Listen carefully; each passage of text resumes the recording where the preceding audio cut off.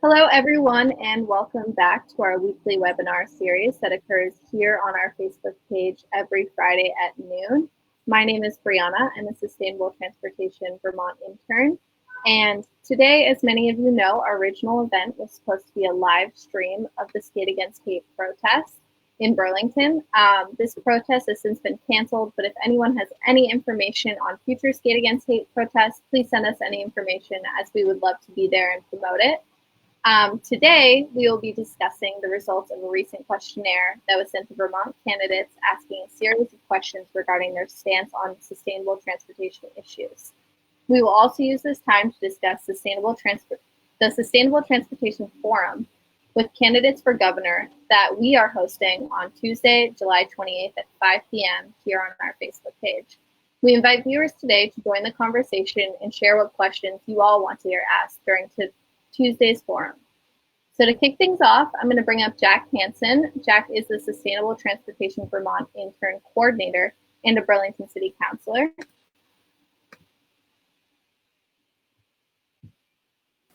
Hey, Jack. Hey, Brianna. Can you hear me okay? Yes. Great. Thank you so much for being here. Yeah, glad to be here. I think it's very important for you to be here today, and I was hoping you could talk a little bit about why you think this forum is so important and is occurring at such a pressing time. Yeah, definitely. So I think a couple reasons. I think transportation is a key facet of our lives in so many ways. And I think the most critical and time-sensitive aspect of that is climate change and the climate crisis that we face. And as much as the pandemic has come to the forefront, and as it should, we still do have this underlying climate crisis that's extremely pressing. And transportation is the largest contributor to that in the US as well as in Vermont. And likely it could trend that way globally as well as electricity continues to get cleaner.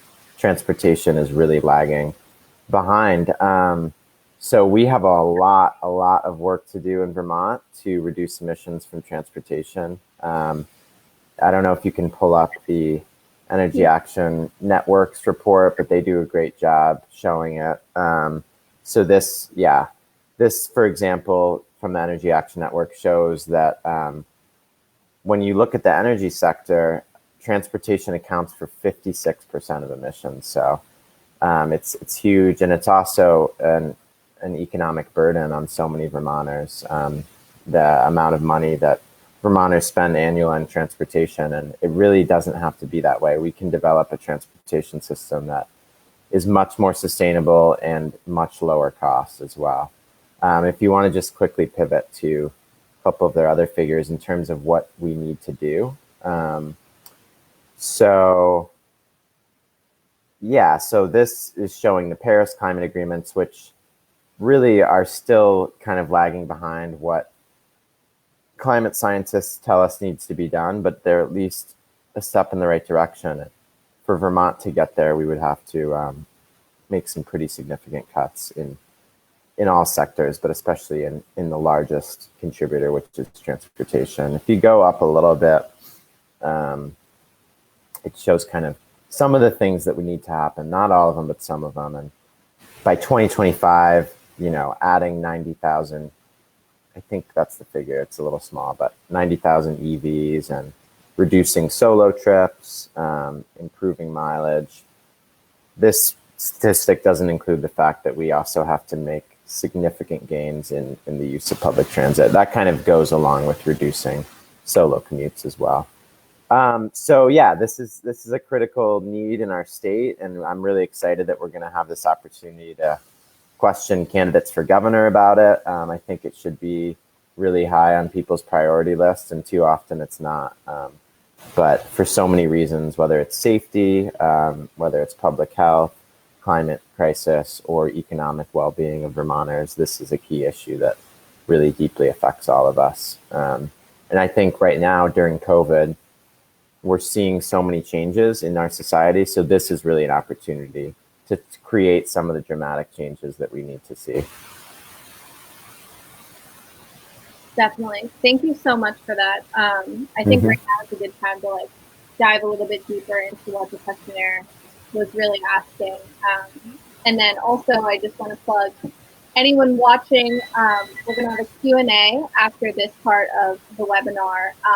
And we really want to hear what you want to hear asked on Tuesday. So keep that in mind, and we'll be posting a link if you'd like to join the stream, but also if you don't feel comfortable, you can totally just post your comments or questions in the chat box. But so now I'm going to bring up a Sustainable Transportation Vermont intern, Paige, who's played a major role in this questionnaire, in creating it and promoting it. So I'm going to bring her up. Hey, Paige. Hello. Thank you so much for being here. Thank you for having me. So I just have a few questions I want to ask you that will help all of us get a better idea about the questionnaire that you created. So my first question is, could you explain to all of us the purpose of the questionnaire? Yeah, so when we first sent out when we were first creating the questionnaire, we were making it to encourage the Vermont political candidates to make their stance on sustainable transportation issues clear and public for voters as the primaries are coming up. And as Jack said, transportation is a large issue within Vermont and climate change and should be discussed more in politics than it is. So we took it upon sustainable transportation to kind of start this conversation and hold these politicians accountable. Totally.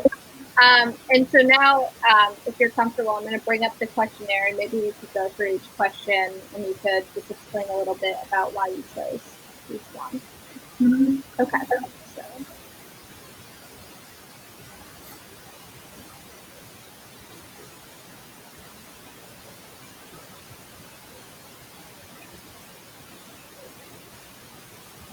So we wanted to ask some broad questions, but we also threw in a couple of direct questions that were more yes or no questions about specific policies regarding sustainable transportation.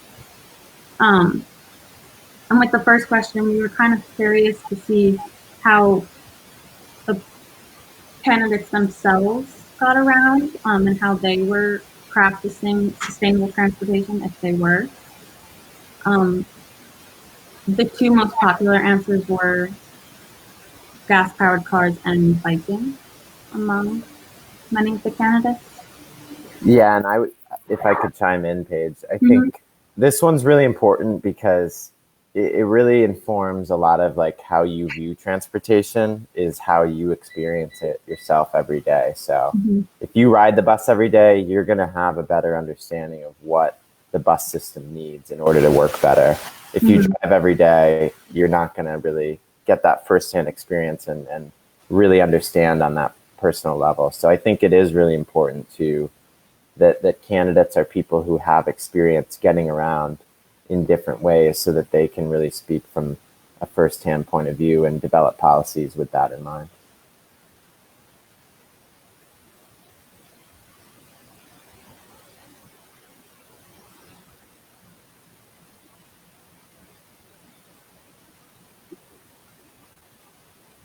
So with our longer answers, we ask them what policies they're planning on supporting or doing to advance sustainable transportation in Vermont.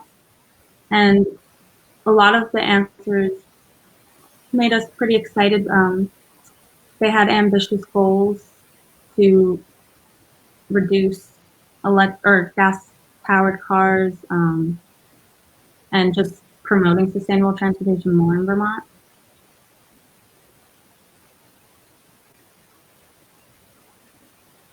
We asked about state-funded fare-free transit, and again, we were pretty happy with the results of those, as a high percentage said yes, they support fare-free transit. Again, this is kind of holding them accountable as when they say yes. So hopefully we can see more movement towards that. Yeah, and sorry if I could chime in again, Paige. the fare-free transit, I think, is important for a number of different reasons.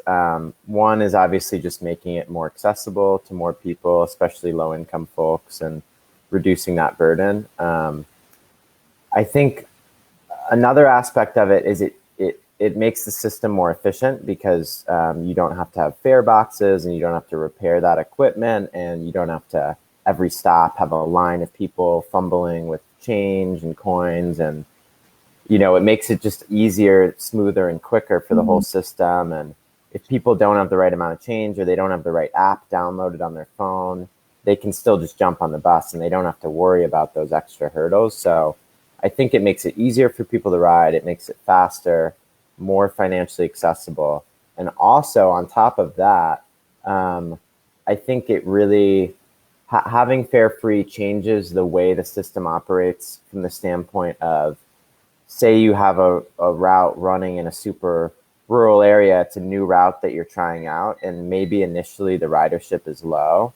You're not going to just cut that route because you're not getting the revenue. Like your calculations are no longer based on revenue; they're based on need, and they're based on providing a need, no matter what the revenue is, and working on building out systems that serve this whole state and are accessible to the whole state, rather than only operating lines that bring in enough revenue to maintain. So I think there's so many ways that this is just really essential. And right now we have fare-free transit due to COVID. We need to make sure that that stays in place.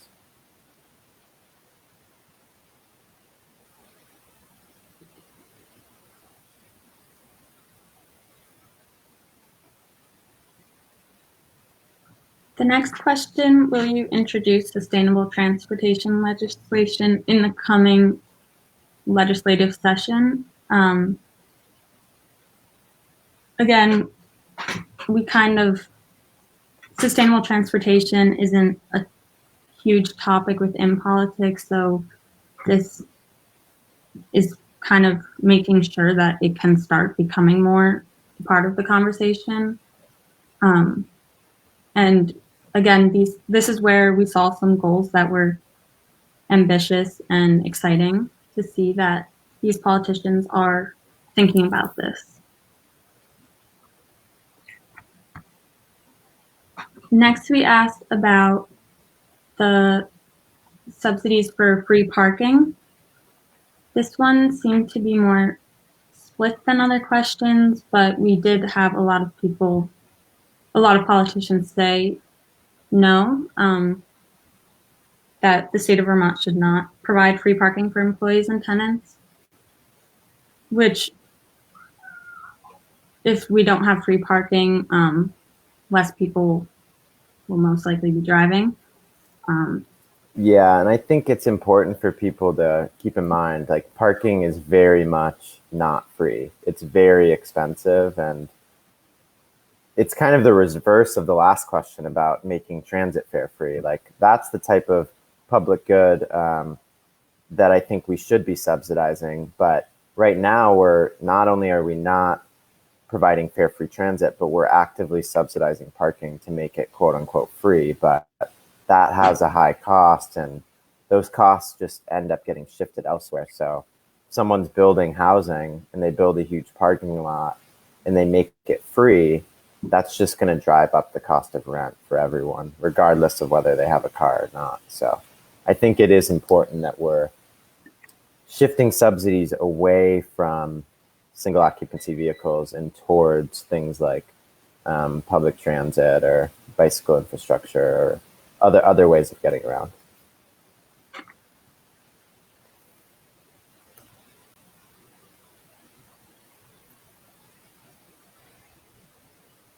So the next two questions were more yes or no questions. Do you support increasing the state tax on gasoline?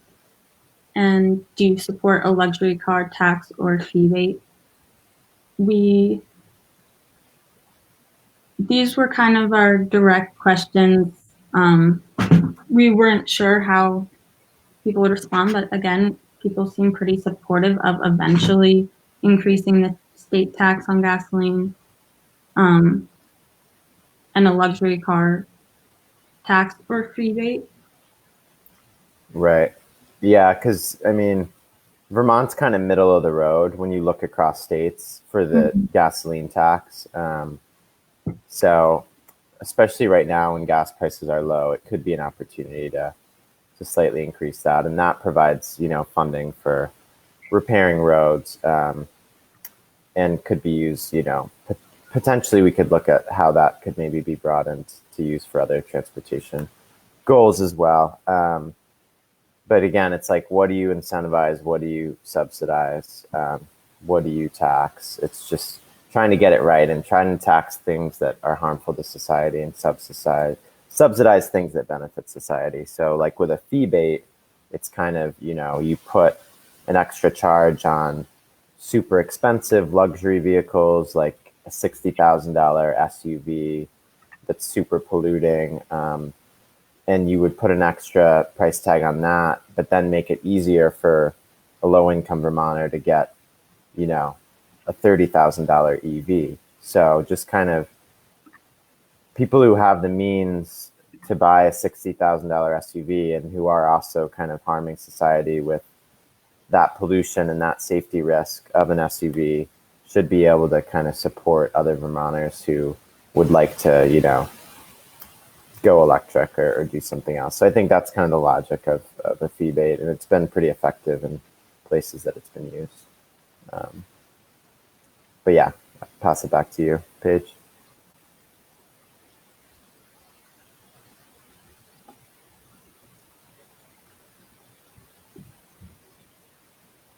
We also asked about supporting a ban on the purchase and registration of new internal combustion engine vehicles, and if so, by what year.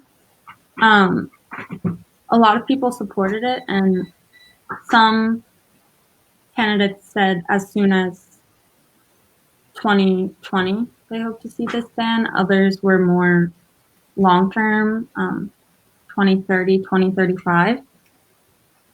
But this again kind of goes with the question above, just like having the fees on cars and stuff.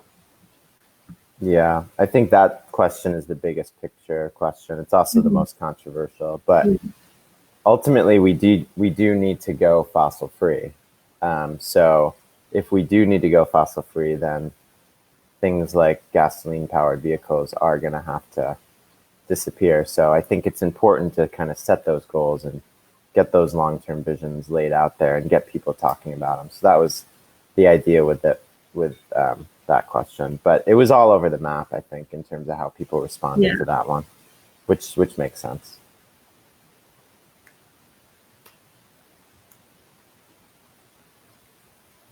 We had a lot of people in support of the Transportation Climate Initiative. That goes along a lot with what Jack was saying earlier, just about how transportation and climate are intertwined. Do you support requiring or incentivizing employers to implement transportation demand management practices? We had a high percentage say yes for this question too, about 97%. So that is pretty exciting. Yeah, I mean, we found STVT were run out of UVM, and UVM is one of the larger employers in the entire state, and UVM has a suite of transportation demand management policies, or TDM as we call it, and that's been really critical. Like before UVM did that, they were kind of similar to the rest of Chittenden County, where it was 75% of people commuting alone by car, but after implementing many of those things, UVM's down closer to 50% of employees that are driving alone. Now it's obviously different with COVID and telecommuting. But those policies really do make a big impact in affecting commuting behavior. So, and we're doing a lot of work around that with employers around the state right now to try to get more TDM policies in place, especially telecommuting policies, which many people have been forced to implement during COVID, but we want to make sure that those telecommuting policies are permanent in order to really cut down a lot of the single occupancy vehicle commutes that happen.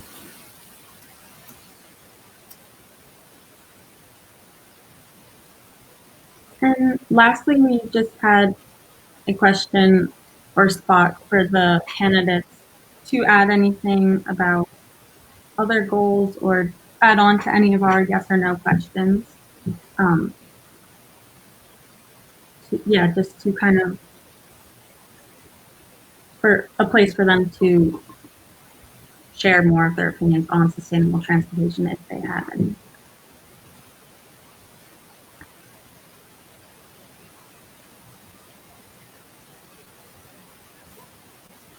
Hey, Paige. Thank you so much for answering just explaining all of those questions. So my next question is just, how many people responded to the questionnaire? We had 32 responses, and the questionnaire was sent to all of the candidates running in August. And I know you kind of answered this for every question, but what was the overall result of the questionnaire? Did the majority of responses show politicians planning on making large efforts to solve transportation-related issues? The overall result was pretty good. There were definitely some people that had actual goals, where some just were in support of these policies and didn't have as much of a plan. But overall, I think it was exciting to see them answer these questions and have them think about their answers. Yeah, totally.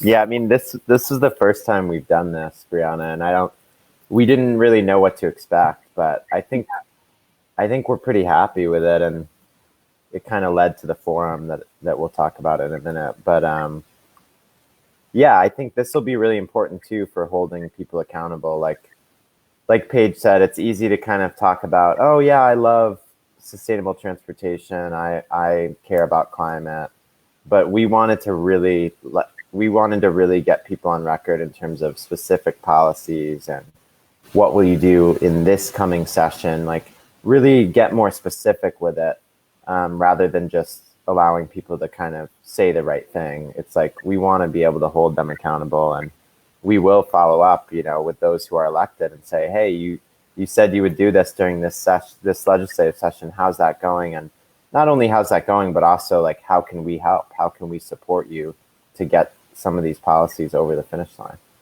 Yeah, of course. And Richard Watts just chimed in. But he's asking, what plans do you have to get more people to respond? And what do you plan to do with the results? Right. Do you want to take that, Paige, or do you want me to take that? Well, for what we are planning to do with the results, myself and another intern, Emily, are going to begin posting some checklists of certain questions, kind of like spotlighting certain candidates that support most of the questions that we ask regarding sustainable transportation. Right. That will be on social media very soon. Right. So that'll be a way for us to highlight the candidates that had strong positions, and use our platform to kind of highlight that. And then I would say, in terms of getting additional responses, we are bumping up, getting pretty close to the primary at this point. So there's limited time. I mean, folks could still submit, but they're really running out of time at this point. But we're definitely going to do this again, I would say, in future elections, and get it out earlier next time and do a little more of that outreach effort. But I would say I'm pretty happy that, having done this for the first time, and many of the candidates hadn't necessarily interacted with our organization before, but we still saw dozens of candidates filling out. So I think that was really great for a first run at it, and we'll continue to improve going forward with that. Totally. So we've been talking about it a lot, and I was just wondering if y'all could explain a little bit deeper about what's happening on Tuesday. Yeah. So on Tuesday, we'll be having a panel with candidates running for Vermont governor. To our knowledge, this is the first panel or forum being held on sustainable transportation in Vermont. So we are very excited to bring this conversation further after the success from our questionnaire. And I guess we'll be answering questions from the hosts, and viewers will also be able to put in questions for them to answer as well. And which politicians will be attending? David Zuckerman, Rebecca Holcomb, and Patrick Wimburn. Okay. Yes. And, So you know, we had put it out to all the gubernatorial candidates, but we're happy. I mean, we got two of the major candidates for Vermont governor, the lieutenant governor and the secretary of education, Zuckerman and Holcomb respectively. And so to have them both in there, as well as Wimburn, an additional Democratic candidate, we're really excited to really get into it with these candidates about sustainable transportation and highlight, you know, their platforms and ask them the tough questions. Totally. Well, I really appreciate both of you answering all of my questions. And now that I think the viewers and I have a much better idea of this questionnaire and of this forum that's happening on Tuesday, I think it's a good time to maybe open up this discussion to the viewers. I know there's some questions already in the comment section, and we have another intern in the stream that we can bring up. But before I do that, I just want to ask Jack and Paige, like, to start this off, what questions do you want to see asked and answered on Tuesday? You can go first, Paige, or unless you want me to. Yeah, I guess since I was working closely with the questionnaire, I guess just like questions about why they answered the way they did. Some of them answered different from others, just to start that conversation between them and see what is different between them. Right. It's nice in a way, like we're coming into the forum with a foundation of knowledge about where these candidates stand and where they differ. So we can use that to really ask questions that really highlight the different visions that the candidates have, as well as highlight the areas that they do have consensus. So I think both of those things are really important. And I think the idea with this questionnaire and the idea with Tuesday is let's get a little more real about it. And what I mean by that is a lot of the transportation policy and the climate policy that has come out of the legislature has been, you know, there's been some steps in the right direction. But when you look at the EAN report and you look at transportation emissions, we're not even remotely close to the reductions that are needed. So let's really have a conversation about the policies that would actually reduce emissions on the level that are necessary to achieving climate goals. That's what I think we can bring to the table at Sustainable Transportation Vermont and with this forum, is to push the conversation much further than kind of the smaller solutions that have come up so far in the State House. Absolutely. And I know Paige was saying, like, she thinks this may be the first forum that is discussing sustainable transportation issues. So hopefully this will further the discussion and maybe have even more forums as we get deeper and deeper into the conversation.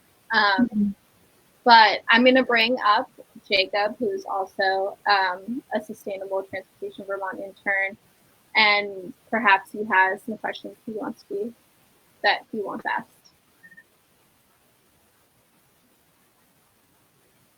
Hey, Jacob. Hello. Hey, how's it going? Good. How are you? I'm well, thank you.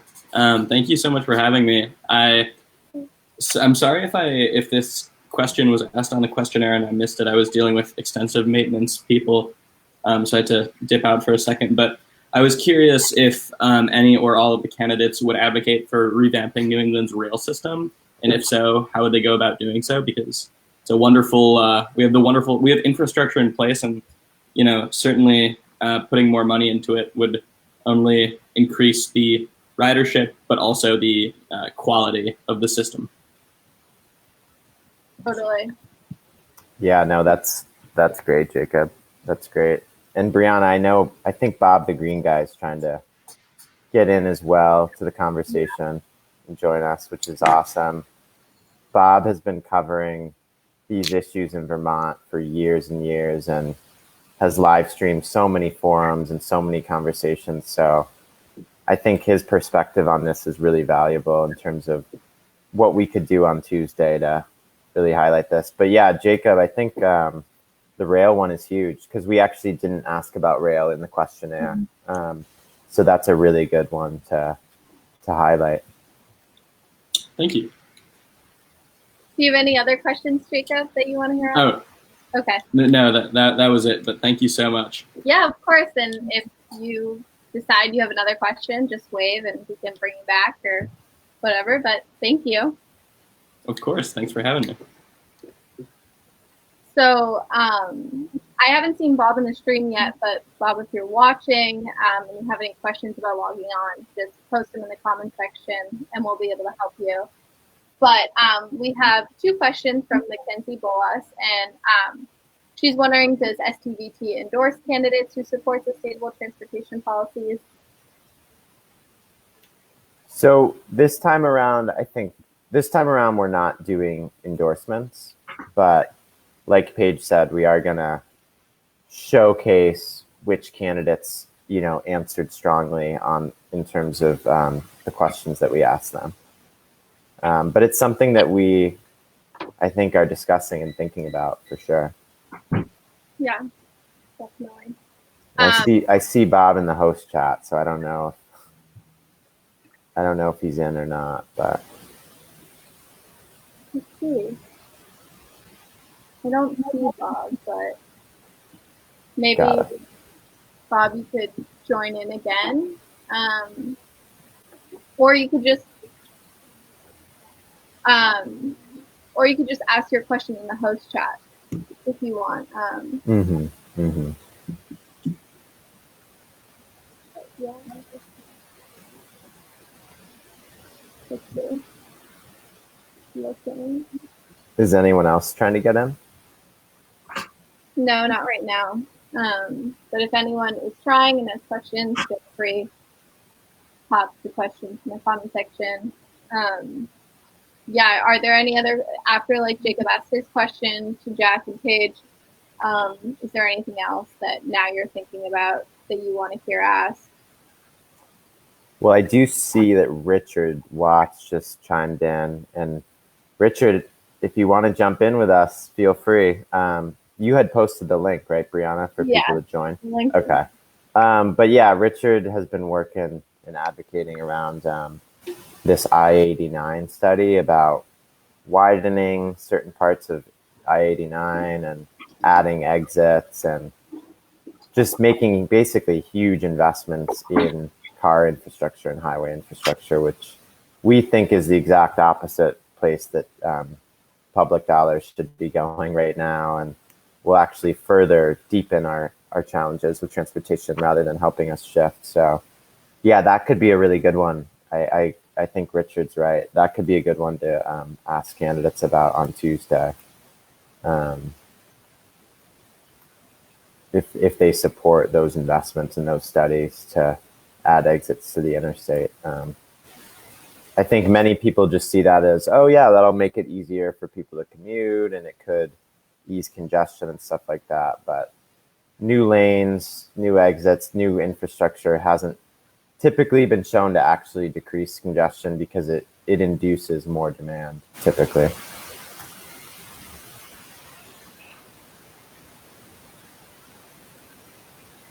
I can't hear you, Brianna. I see you trying to talk. Can you hear me now? Hi, Bob. How are you? I'm great. You guys are. I'm just so impressed with the survey that you all put together, and asked such great questions. And I was sitting here a few minutes before the thing started, like making some notes and trying to figure out. And you covered it all. I have nothing to contribute. It's awesome. On that note, I do want to say something about the rail idea. I do support rail in Vermont, and we need to really rethink a very old industry in a new way. David Blittersdorf, of course, everyone in this circle probably knows, or this rectangle probably knows, that he's got trains ready to go that could be used to move people around the state of Vermont and stuff around. And it's crazy that it is part of the old industry, and just trying to get through what the options are really is challenging. So we'll see what the future holds for that. The only other thought I had was really in that thinking about transportation from different perspectives, like eliminating it entirely. I was looking at it from the standpoint of Efficiency Vermont, and they're doing an initiative for all fuels, where they'll be working towards saving energy and stuff on all fuels. And with Vermonters spending, $2.1 billion a year on fossil fuel and 1.7 billion of that leaving our state, I just can't believe that anybody thinks that that's a sustainable business model. It simply is not. So finding all of our energy sources that are available to us now within the boundaries of our state, or working with communities around Vermont, like in New York and New Hampshire and even Maine, when it comes to developing pellets and wood chips for biomass for heating. And I wouldn't do it necessarily for electricity, but I certainly would for heating.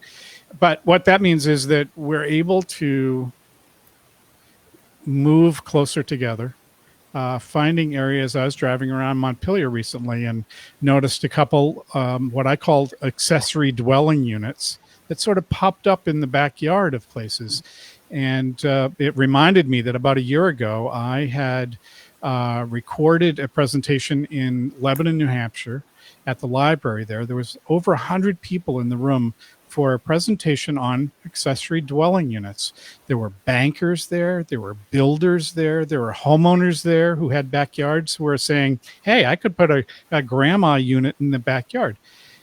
The reality is we need to be finding and supporting our local downtowns like Springfield, Vermont, and these smaller towns that have the infrastructure in place for power, for water, for septic. All you have to do is pop in an accessory dwelling unit, and you can do it pretty inexpensively. So companies like, what's the one in Wilder, Vermont called? Sorry, it's not coming to me off the top of my head, but maybe it will. They build net zero housing, and they bring it on a trailer, and they can stack them. They can put them in different shapes and sizes and all that. So when you have a job that's within walking distance of your accessory dwelling unit, your home, then that's a great way to eliminate, much the same way Efficiency Vermont, trying to go full circle here. Efficiency Vermont works on eliminating the need for the energy to begin with. Mm-hmm. And so if we can figure out ways that we can eliminate the need for the energy to move ourselves around, then we've done a great service. And to be honest with you, I mean, what I really wanted to say was, CO2, great. If we can cut our CO2, that would be terrific. But we are in the middle of a pandemic, and I'll call you all youth, but people of younger age than me, we're stealing from your future, and we really can't. I can't do that in good conscience. That's why I go to all these things and record them or stream them live, just to educate folks to be able to make better choices for now and into the future. I mean, yeah, gas is cheap. So you know what? All the people in my neighborhood are buying 4-wheel drive, 4-door pickup trucks jacked up to the hilt, and they drive around in them. And there's nothing in the back. Now they have the right to do that, and gas prices are driving that. And that's why when I saw the interest in TCI, which is fantastic, I've got a bunch of interviews that and presentations that I've recorded through the whole TCI thing. And I'm hopeful that we get a governor that will support that. I could go on and on. I mean, we have our work cut out for us, and I couldn't be more proud than to have you all working on this and so effectively. And you're using platforms like this really well. I'm not at every one on Friday, but I sure watch every recorded one if I miss one live. It's really, really important what you're doing, getting this word out. And I'm thrilled that candidates participated in the poll. That says a lot about the candidates that are running.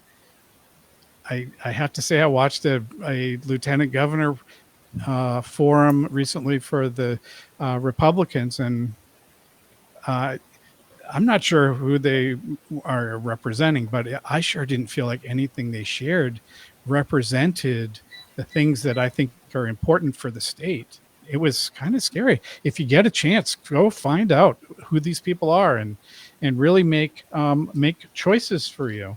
And the last thing I'll say is contact your town clerk and get your ballot by mail. Now, you can deliver it in person if you want. You don't have to mail it back and worry about whether or not anything's funny happening in the postal service. But it's great because it gives you the chance to go down through the list and go, okay, who is this person? Just the other day, I streamed an event for the Orange County Democratic Committee and their forum that they do every year for both for the Democrats, but specifically for the lieutenant governor's race and for the governor's race. And Don Hooper from Brookfield was the moderator. He did a great job under the circumstances too. It was not in the Stratford Townhouse like they normally do it, which is this beautiful building. But it was really interesting to see the questions and hear the answers. And there was a lot of interest. A lot of people participated. So go you on Tuesday. How are we going to be? Are we going to be able to watch this event on Tuesday? And you'll tell us all about it. Yeah. Okay, cool. Yeah. It'll be on our Facebook page at 5 live, just like the talks at 12. And it also can't make it. It'll be on our YouTube channel as Great. well. But yeah, thank you so much for all of that. That was so amazing. It was a lot, but it's so important what you're doing. And I just couldn't be more proud of all of you for the effort you're putting in. It's fantastic. And likewise to you, Bob. We really appreciate it. And I'm so glad you were able to join us today on a short notice. Well, it was short notice, but I've been tracking you guys for a while, so I couldn't pass up the chance. So thank you very much. I'm awesome. Really pleased to be here. So thanks. Yeah. Thanks, Bob. Thank you. And I think, I'm sorry, Brianna. No, go ahead. I was gonna switch off.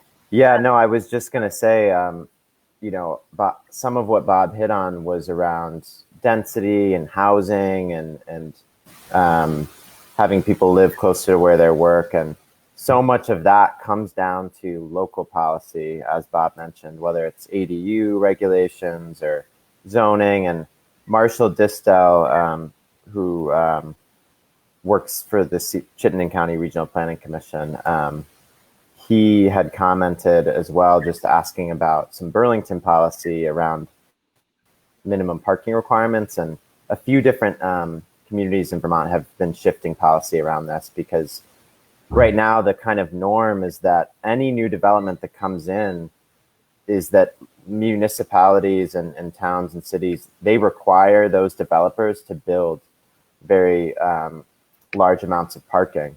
But a lot of people are rethinking that, and Burlington is rethinking that. And actually what we're doing in Burlington is not only eliminating those minimum requirements for a lot of the city, or that's what we're discussing, but also implementing sustainable transportation requirements. So actually requiring developers to support their tenants in terms of walking, biking, taking transit, and providing support in that way, rather than simply giving everyone a parking space for free.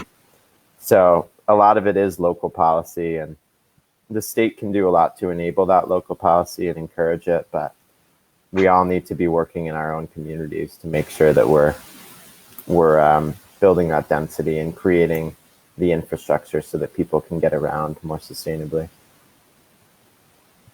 Absolutely. I remember Kelly Stoddard Ford talked a little bit about ADUs in her talk, so definitely good way to make walkable and livable communities. But I think that was our last question. So if anyone has questions as the